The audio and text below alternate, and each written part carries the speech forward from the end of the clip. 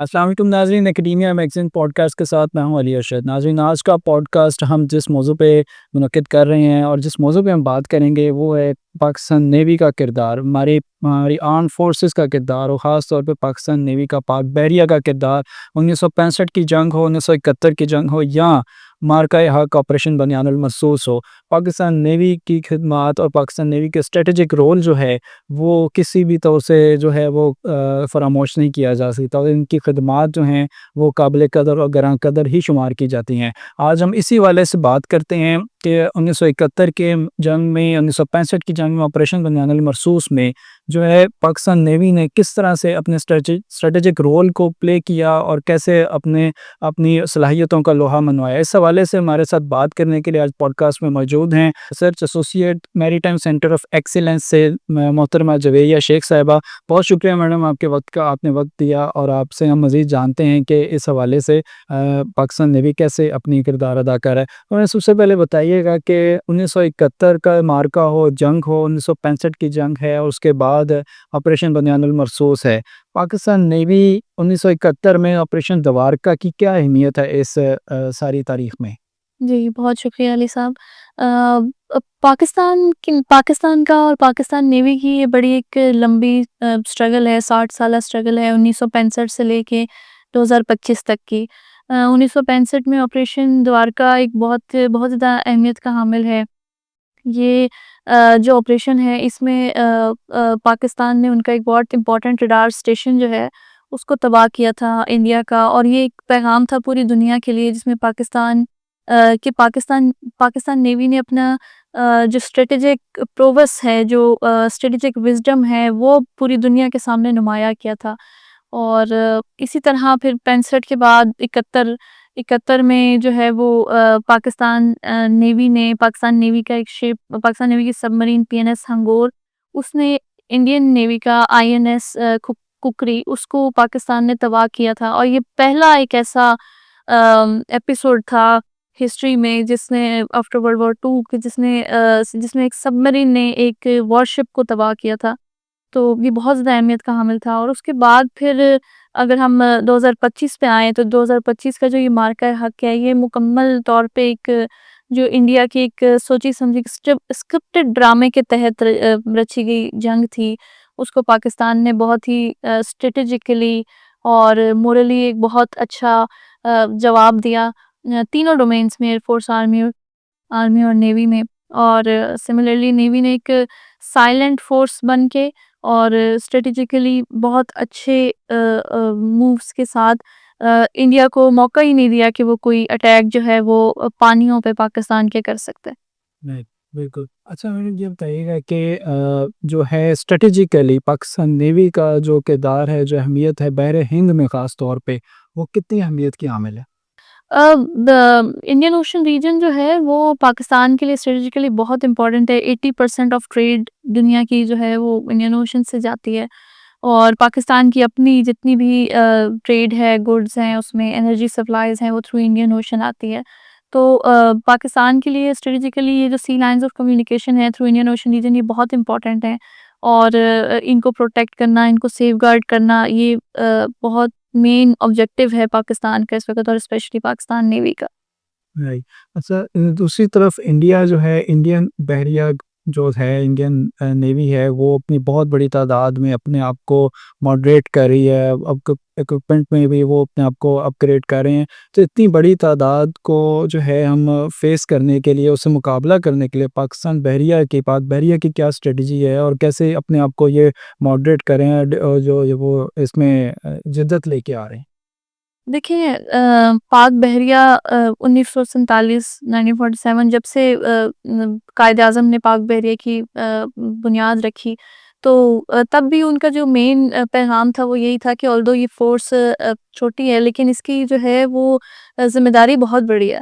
और आजकल जैसे जो है वो मॉडर्न टाइम्स में जो वॉर है वो अब सिर्फ़ एयर या लैंड पे नहीं लड़ी जाती। सीज़ और ओशंस की बहुत ज़्यादा स्ट्रेटेजिक इम्पोर्टेंस है, स्पेशली फॉर ट्रेड रीज़न्स। तो इसी हवाले से Pakistan, although India numerically Pakistan से काफ़ी आगे है, उसके पास वॉरशिप्स ज़्यादा हैं, सबमरीन ज़्यादा हैं, लेकिन जो स्ट्रेटेजिकली पाकिस्तान नेवी जो स्ट्रेटेजिकली आगे है इंडिया से, उसका कोई मुकाबला नहीं है। हमने 1965 में देखा, हमने 71 में देखा, हमने अभी 2025 में सबने देखा कि कैसे एक छोटी फ़ोर्स ने इंडिया को इतना डिटर किया कि वो उनका कोई भी वॉरशिप वो करीब भी नहीं आ सका पाकिस्तान की साहिली पट्टी के। और इसी तरह एक इंसिडेंट्स हुआ जिसमें जो है वो इंडिया का एक रिकॉनेसेंस एयरक्राफ्ट वो डिटेक्ट किया पाकिस्तान ने। नेवल एयरक्राफ्ट था वो डिटेक्ट किया पाकिस्तान ने, उसको डिटेक्ट किया और वहीं पर लॉक कर दिया, और वो रिकॉनेसेंस मिशन के लिए आया था, लेकिन वो बगैर किसी कामयाबी के उसको कोई कामयाबी हासिल नहीं हुई। तो इसी तरह पाकिस्तान नेवी ने थ्रू फॉरवर्ड डिप्लॉयमेंट और पोशीदा कार्रवाइयों के थ्रू दुनिया को दिखाया है कि कैसे वो एक बहुत बड़ी, न्यूमेरिकली बहुत बड़ी नेवी को उसने कैसे सक्सेसफुली डेटर रखा है। जो सबसे बड़ी चीज़ पाकिस्तान नेवी की है और या पाकिस्तान आर्म फोर्सेस की है, वो स्ट्रेटजी है। स्ट्रेटेजिकली पाकिस्तान इंडिया से बहुत आगे है, और न्यूमेरिकली वो जितने भी बड़े हो जाएं, लेकिन वो जो है वो स्ट्रेटजी में पाकिस्तान वो कभी भी नहीं हरा सकते। Right, great. अच्छा, इसमें हमारे जो दोस्त ममालिक हैं, ख़ास तौर पे तुर्की और चाइना, इनके साथ मिलके पाकिस्तान नेवी किस तरह से अपने आप को जो है मॉडरेट कर रही है? कैसे अपनी इस्तेदाद में, कैसे अपनी कैपेसिटी और अपने डिफेंस पावर में इज़ाफ़े कर रही है? कैसे जो है हमारे दोस्त ममालिक इस सिलसिले में ताउन उनका कैसा है? अच्छा, पाकिस्तान जो चाइना है वो थ्रू सीपैक पाकिस्तान, ज़ाहिर है सीपैक एक फ्लैगशिप प्रोजेक्ट है belt and road initiative China का, और सीपैक की डेवलपमेंट और ग्वादर पोर्ट की डेवलपमेंट में पाकिस्तान ही बहुत हेल्प कर रहा है चाइना। इसके अलावा अगर हम डिफेंस डील्स की बात करें तो जो है 8 हंगोर क्लास सबमरीन्स, वो हमने उनके ताउन से बनाई हैं, जिसमें से जो है वो 4 ऑलमोस्ट बन चुकी हैं। और इसके अलावा अगर हम टर्की की बात करें तो टर्की में पाकिस्तान ने मिल्जम क्लास कॉर्वेट्स वो 4 बनाने हैं with the cooperation of Turkey, उसमें से भी 2 पाकिस्तान में असेंबल होंगे। Right, right. अच्छा, अब इसमें अगर हम बात करें ख़ास तौर पे हाल ही में जो ऑपरेशन बनियान मसूस का वाक़या रूनुमा हुआ और इंडिया ने ये एक नाकाम और गिदड़-बत्ती का इज़हार किया और अब बुरी तरह शिकस्त उसको का सामना करना पड़ा। इस मार्के में पाकिस्तान नेवी की अगर बात करें, तो कैसे उन्होंने अपने पानियों को हमारे मुल्क के दिफ़ा में अपना किरदार अदा किया? हाँ जी, बिल्कुल, आपने वो इस दफ़ा तो बड़ा वो सोशल मीडिया पे एक साइलेंट वॉरियर्स वाली चीज़ शुरू हुई है नेवी के लिए। तो ऐसे ही है, नेवी हमेशा से एक साइलेंटली काम करने वाली फ़ोर्स रही है, और जो है, लेकिन इस मार्का हक़ में अ, ये बहुत बड़ी बात है कि ये भी 1965 की तरह फ़िज़ा और ज़मीन पे लड़ी गई। लेकिन 2025 में ये एक बहुत बड़ी कामयाबी है पाकिस्तान की कि किसी भी वॉरशिप ने इंडिया के ऑब्वियसली उनकी स्ट्रेटजी का पार्ट होगा, लेकिन वो फ़िज़ा में, ज़मीन पे, दोनों जगहों पे पाकिस्तान से हार रहे थे। लेकिन फिर भी वो पाकिस्तान की पानियों की तरफ नहीं आए। तो ये एक स्ट्रॉन्ग डिटरेंस है जो पाकिस्तान नेवी ने कायम की रखी है, और वो करीब भी पाकिस्तान के पानियों के नहीं आ सके। उन्होंने उन्होंने जुर्रत ही नहीं की करीब आने की। तो वही, जैसे मैंने आपको पहले बताया कि पाकिस्तान की जो स्ट्रेटेजिक विज़डम है पाकिस्तान नेवी का, वो उस बहुत इम्पोर्टेंट और बहुत सक्सेसफुल रहा है इस पूरी जंग में। अच्छा, ऑपरेशन द्वारका जो है पाकिस्तान नेवी की तारीख में बड़ी अहमियत का हामिल है द्वारका ऑपरेशन। इस मार्के में पाकिस्तान नेवी ने जो है वो जो स्ट्रेटजी अडॉप्ट की है, उस स्ट्रेटजी का क्या आज तक भी उसका कोई फ़ॉलो-अप है या उससे मज़ीद उसमें कोई बेहतरी हमने उसमें शामिल की है? या वो आज भी हमारे जवानों के लिए वो एक मशाल राह है वो स्ट्रेटजी जो अडॉप्ट की गई थी इस वक़्त? अच्छा, ऑपरेशन द्वारका जो है वो बहुत अहमियत रखता है 1965 की जंग में। ऑपरेशन द्वारका में जी, जी, एक्चुअली 65 की जंग थी। जी, जी। ऑपरेशन द्वारका में एक्चुअली हुआ ये था कि पाकिस्तान ने अपना जो एक फ्लोटिला था 7 जहाज़ों पे मुश्तमिल, वो पानियों में भेजा, इंडियन वाटर्स में भेजा, और उसका मेन मिशन ये था कि जो उनका द्वारका का रडार स्टेशन था, उसको तबाह करना था, क्योंकि वो जो है वो रहनुमाई वो रडार स्टेशन जो है वो इंडिया की फ़िज़ाई हमलों की रहनुमाई करता था। तो मेन ऑब्जेक्टिव ये था कि उसको तबाह करना। और दूसरा, इंडियन एयरक्राफ्ट कैरियर जो है उसको निकाल के इंडियन पानियों से निकाल के जो पीएनएस गाज़ी थी उसके निशाने पर लाना था। और एक और ऑब्जेक्टिव की अगर हम बात करें तो वो ये था कि वो जो जंग है उससे पाक इंडिया की है उसको डाइवर्ट करके इंडिया की जो नेवल वीकनेसेस हैं उसको हाईलाइट करना, उनको एक तरह से डीमोटिवेट करना है उनकी नेवल वीकनेसेस को हाईलाइट करके, कि ये रीज़न थे। एक ही ऑब्जेक्टिव था, जो कि पाकिस्तान बहुत सक्सेसफुल रहा इस ऑब्जेक्टिव में। एक साइकोलॉजिकल बहुत बुरा इम्पैक्ट हुआ इंडिया पे, एक उनका पूरा इंपॉर्टेंट रडार स्टेशन तबाह कर दिया पाकिस्तान ने, और अनहार्म्ड पाकिस्तान के जो बेरी बेड़ा पाकिस्तान ने भेजा था वो अनहार्म्ड वापस आया अपने पानियों में। तो कि बहुत अच्छी स्ट्रेटजी के तहत हुआ, लेकिन अ, अगर 65 से लेके 25 तक देखें तो पाकिस्तान नेवी बहुत ज़्यादा इम्प्रूव हुई है, वॉरशिप्स नए आए हैं, डिफेंस के लिहाज से बहुत ज़्यादा इम्प्रूव हुई है। तो उसी तरह स्ट्रेटजी भी इम्प्रूव, वक्त के साथ साथ स्ट्रेटजी भी इम्प्रूव हुई है। अ, इस जंग में पाकिस्तान को डायरेक्ट अटैक करने का मौका ही नहीं मिला, भारत ने कोई जुर्रत ही नहीं की अटैक करने की, तो पाकिस्तान को वो स्ट्रेटजी मतलब पाकिस्तान नहीं दिखा सका, वो स्ट्रेटजी एग्जीक्यूट नहीं कर सका। बट एक और चीज़ जो बहुत ज़्यादा हाईलाइट हुई वो साइलेंट फोर्स वाली है, और वो साइलेंटली जो रेडी है पाकिस्तान, पुरज़्म है और हरदम तैयार है, वो चीज़ एक बहुत ज़्यादा हाईलाइट हुई कि मौका ही नहीं फराहम किया कि इंडिया आता और वो कोई अटैक इनिशिएट करता पानियों में। राइट।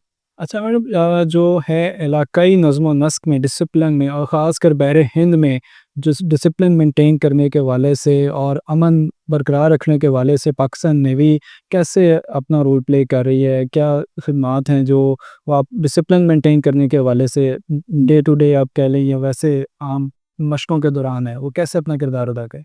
अच्छा, पाकिस्तान नेवी का मेन ऑब्जेक्टिव जो है वो है कि इंडियन ओशन रीजन में सिक्योरिटी रहे, और सेफ्टी रहे और प्रोटेक्शन रहे, और फ्री मूवमेंट रहे यहाँ पर।